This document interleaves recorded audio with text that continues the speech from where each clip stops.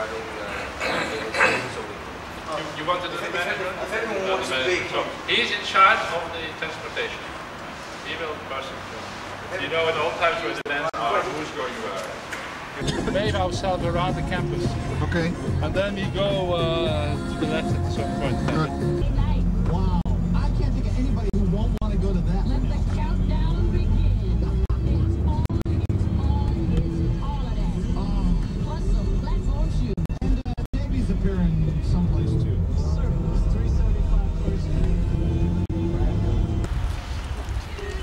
Maybe that was the reason why. To some extent, OSI protocols to talk to each other. So it's administratively divided into lots of different parts, but for the purposes of communication, it really functions as one large network. TCP/IP is a communications protocol. It's like a communications language for different computers to talk to each other. However, the bottom line is the bottom line, that where there's money to be made, there will be people putting effort. And there are more and more businesses that are either going into networking services, that are offering software that are related, that are putting up information services for sale. And it's very powerful driving force. Again, you can look at Cisco Systems, everybody around here. Cisco, by the way, is a spin-off. It was started by a number of people who were employed at Stanford University when they developed the technology that goes into Cisco routers. They are now all, you know, multi-millionaires, and everybody who's left here is very jealous. The button here to acknowledge the transition, everything goes back into the green state, which means that it's up. What these other two maps are is these are details of the different hub locations. We're basically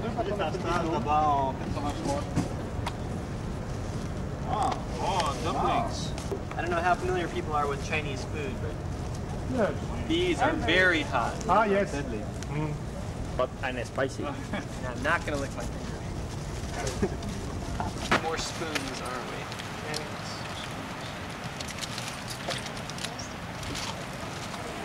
You also just get everybody's opinion about, you know, either the government can absolutely do nothing right and should have nothing to do with networking, or, you know, all private companies are profiteering, greedy, and they're going to screw things up and no one will be able to get on the internet if we let private companies have it. So you get all this just like, it's like, you're right, delete. What do the main carriers like AT&T, Pacific Bell, and Sprint and all these?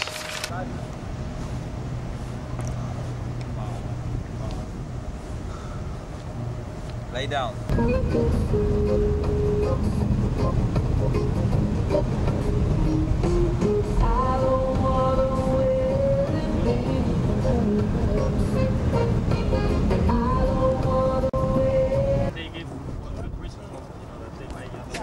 Hello.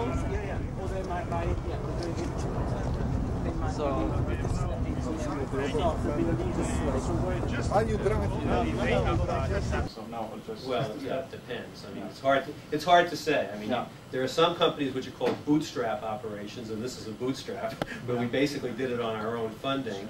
So it takes very little money, but you have to be able to eat, so you have to figure out how much money you need to eat for 2 years. But other companies get started with venture capital financing, and a typical amount of venture financing would be $500,000 to $2 million might start a company, and then there'll be subsequent rounds of financing.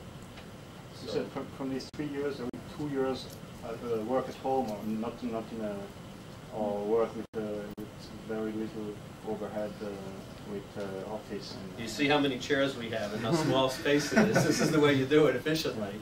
But you can go to companies around here that have raised $10 million to start a company. So it all depends. There's there's no one model that works. It's different for everybody. So, I mean, if you have an idea for a business and you're a software developer, you might be able to do that in your bedroom with a personal computer and then grow some food in the backyard.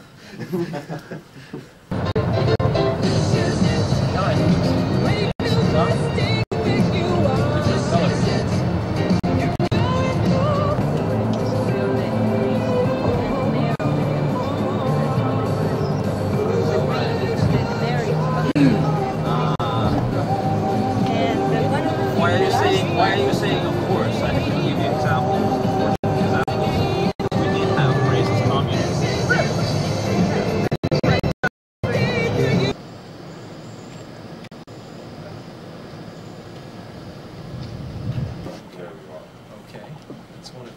so don't worry about the rest.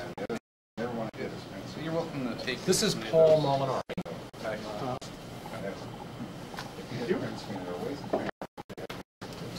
In fact, take a set. That's right. These are things that you could find from the Manhattan Project that's still in place.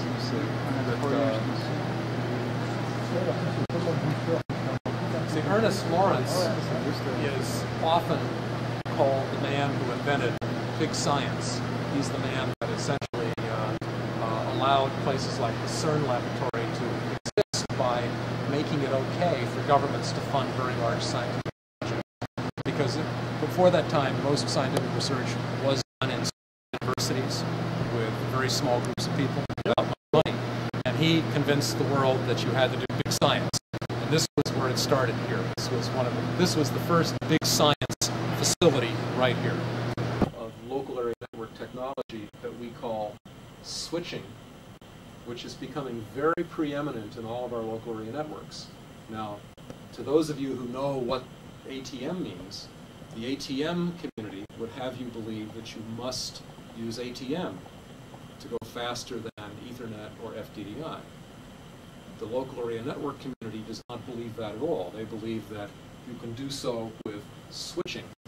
And in fact, CERN is proving that, and we are proving that.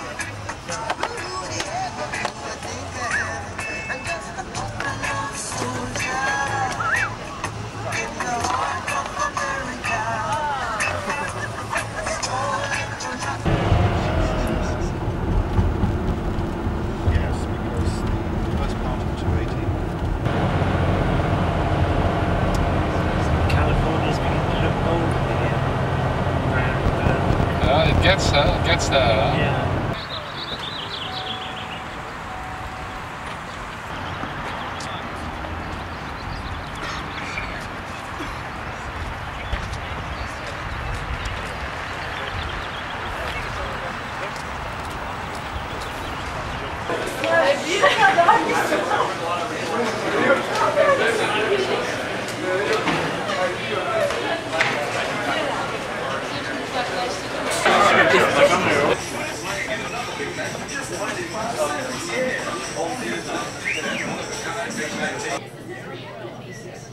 Okay.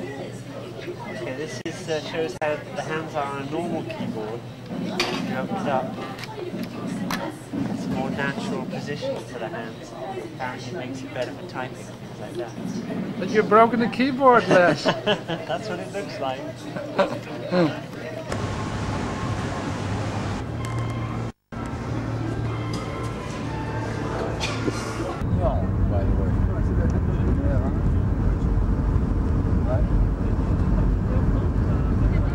Terrain du Mérin, là.